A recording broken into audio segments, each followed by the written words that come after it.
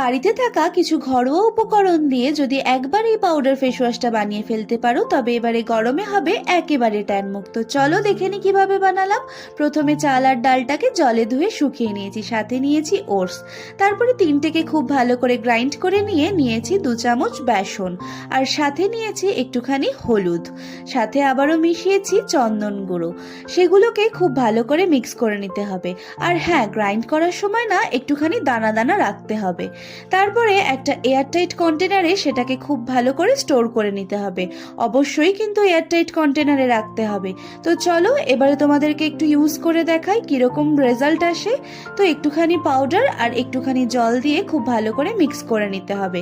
আর তারপরে তোমাদেরকে আমি আমার হাতে এই প্রোডাক্টটা ইউজ করে দেখাচ্ছি। আমার তো ভীষণই ভালো লাগে, না থাকে ব্ল্যাক হেডস না থাকে হোয়াইট হেডস, ভীষণ চকচক করে স্কিনটা। তোমাদের কেমন লাগলো অবশ্যই